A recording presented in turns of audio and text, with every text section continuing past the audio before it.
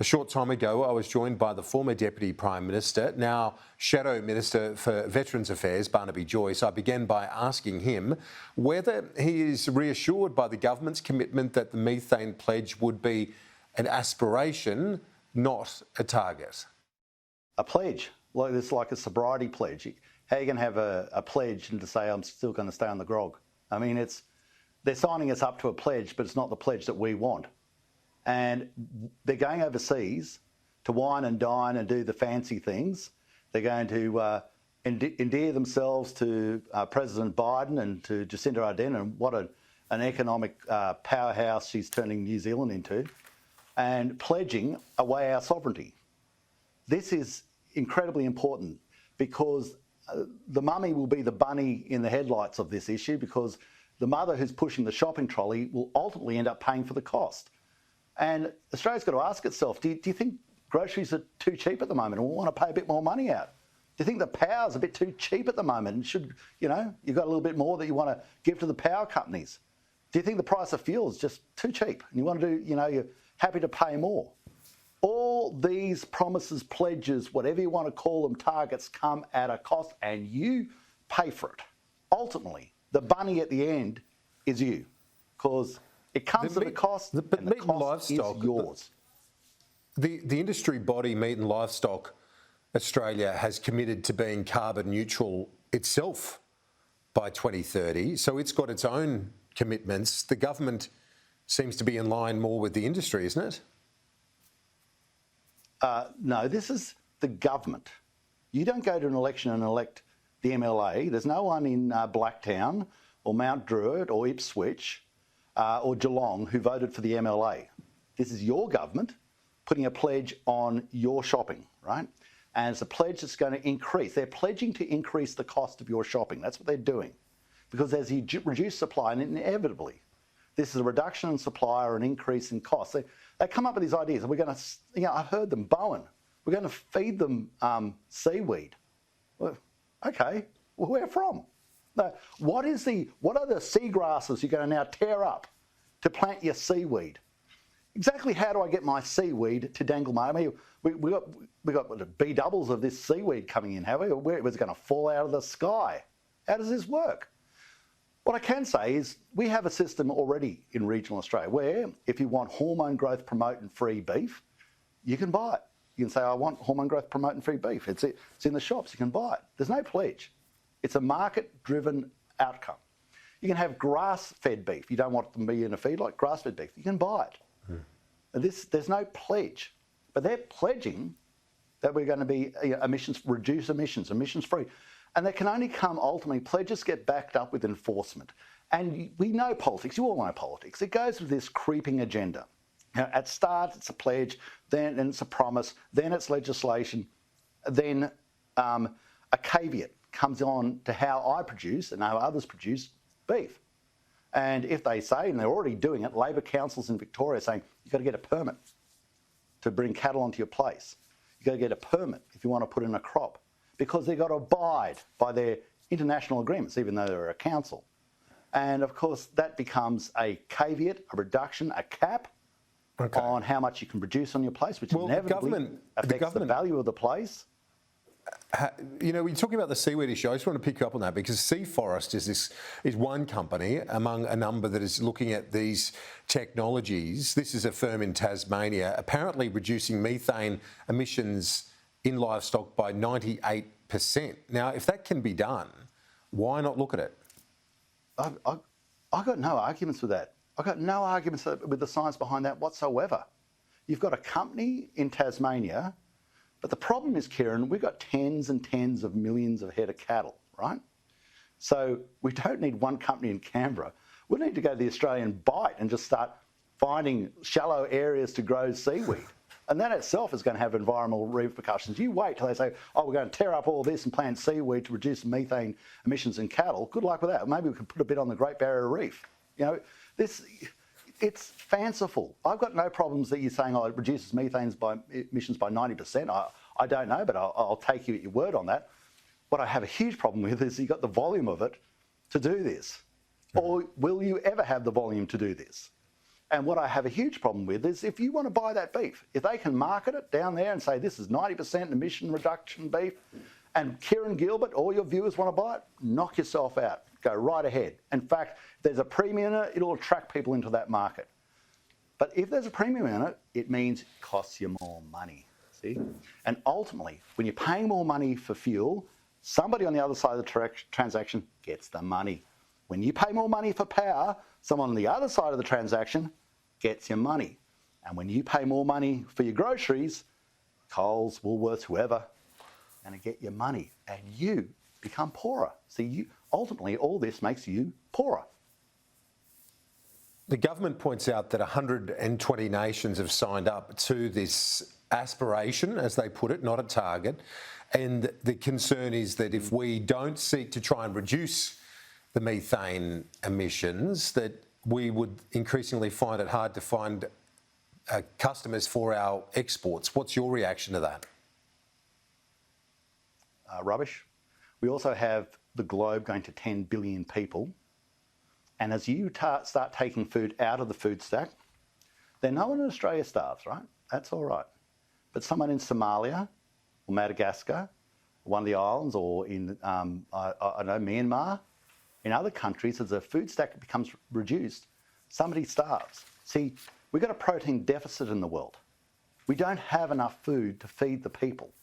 We shouldn't be reducing the amount of food because it comes out of the stack, and even though we might be taking it out of the top of the stack goes up, and the people at the bottom, eating at the bottom, they go without. And I think we've got about 160 million people, last time I read the reports, that are basically, as the categorised, starving. That means not getting 3 meals a day. So is that what we want? Is that the aspiration? Is that the pledge? We're pledging to make people hungry. We're pledging to reduce the amount of food in the world, because that's what you're doing. And if you look at the political ramifications, have a look at what's happening in the Netherlands. They're not happy about this. Have a look at what's happening in New Zealand. So they're turning themselves into an economic basket case. Why would we mimic them? And a lot of the other countries, yeah, they sign these pledges, oh yeah, whatever. But they're not like Australia, because unfortunately, or fortunately, Australia's very honourable. We actually do it.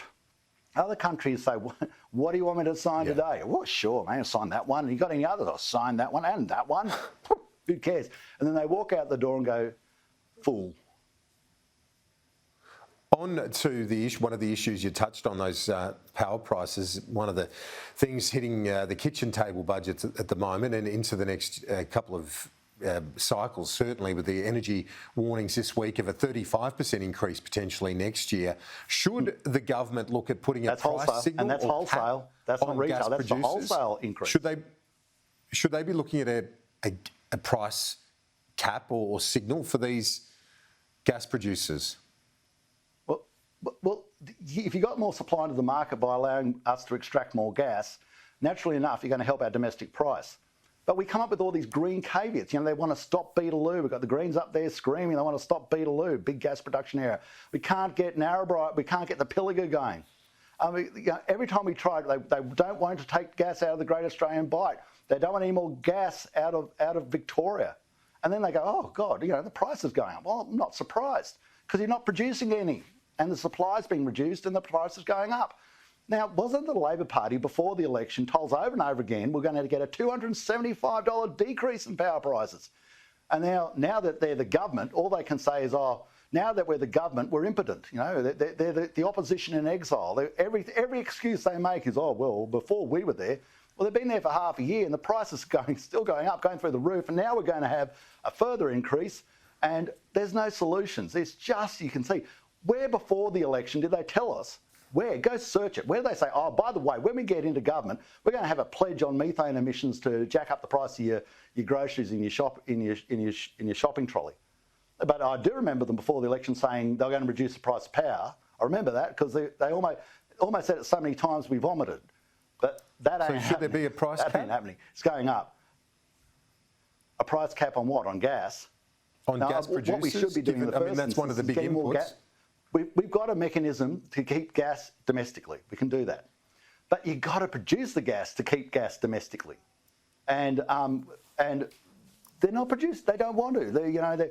It's against their religion, against the zeitgeist. The almighty Gaia says don't take any more gas out of the ground, and unsurprisingly, the price of power is going up. Manufacturing's disappearing. Electricity prices going through the roof. They're closing down all the coal-fired power stations because Gaia doesn't want the coal-fired power stations. They won't touch nuclear because Gaia tells them not to touch nuclear. And so we have the inevitable cluster, which is our economy, which is we restrict supply, prices go up, manufacturing goes overseas, and the poor old bunny, which is you on the other side of that television screen, you pay. There's some discussion that the government, in its first budget, less than a fortnight now away, is going to target some of those regional commitments made by the former government, really in an agreement made with you as then Deputy Prime Minister by Scott Morrison as part of the net zero negotiations. You got billions of dollars committed for regional programs, the Regional Accelerator Program, Energy Security and Regional Development Plan. It sounds like from the speculation that these are on the chopping block. Is that your fear? Well, they're tearing up any semblance of an agreement. That's first. And the next thing, of course, is they're tearing up an agreement for the Labor seats of Hunter, of Patterson, of Shortland. They're tearing up the agreement for the Labor seat of Lingiari and Solomon. They're going straight back. They always said before the election, we represent regional people. And one of the first things they're going to do is go to their own seats, their own regional seats, and say, no, we don't. We're going to tear up the prospect of economic development in these areas, because in this madness, if you want an alternate economy, you've got to actually invest for industry to take the place of the jobs that you're going to get rid of. But they're going to get rid of that prospect and then go into the beef industry and the sheep industry and say, whilst we're at it, we're going to also pledge away these jobs as well. Finally, you're the Shadow Veterans Affairs Minister. There's been a lot of pressure on the War Memorial and its board to factor in the frontier wars. Is this something that you would be open to? What's your reaction to this as part of the Australian War Memorial, given its focus is on our nation's history in war? Why not look at the frontier wars? Yeah, because let's go through the history. The history of the War Memorial started with Charles Bean, John Trelaw, Beasley also helped out. And it was a reflection of the carnage of the First World War and then went on from there. It was a reflection of wars which Australia as a united nation went overseas and fought in and Australians died in. And this sort of reconfiguration of the War Memorial to other conflicts, I'm not suggesting for 1 second there weren't massacres of Aboriginal people. I'm not suggesting for 1 second, to a lesser extent, there were massacres of white people. I'm not suggesting for 1 second that there were massacres of Aboriginal people by Aboriginal people, which has gone on for millennia. And also that by the inspiration of white governments, Aboriginal police went out and massacred Aboriginal people. But this certainly needs to be addressed, but not in the War Memorial. We are building it's about $360 million facility that's in the parliamentary precinct between the War Memorial and Parliament House. That is well able to deal with this. We have other memorials in Canberra to deal with policemen who've died on the job. Now, all these people's lives, when done for noble reasons and by the proper instruction of what they believe is right, from the authority of whatever that was at the time, all their lives are equivalent. But we don't have the police who absolutely warrant the lives that they've been sacrificed to be recognised. They're not recognised in the War Memorial. They are both items of absolute truth, but they are different. And I think that by reason of that, because one is in many instances an internecine fight, it's a fight within the confines of Australia, of Australians against Australians. And I think it has to be separated from the War Memorial, which is Australia as a unified nation protecting its sovereignty in wars against others. Barnaby, Joyce, joining me from Tamworth today. Appreciate it. We covered a range of issues. Thanks for your time. You're welcome. Once more, please excuse my work clothes.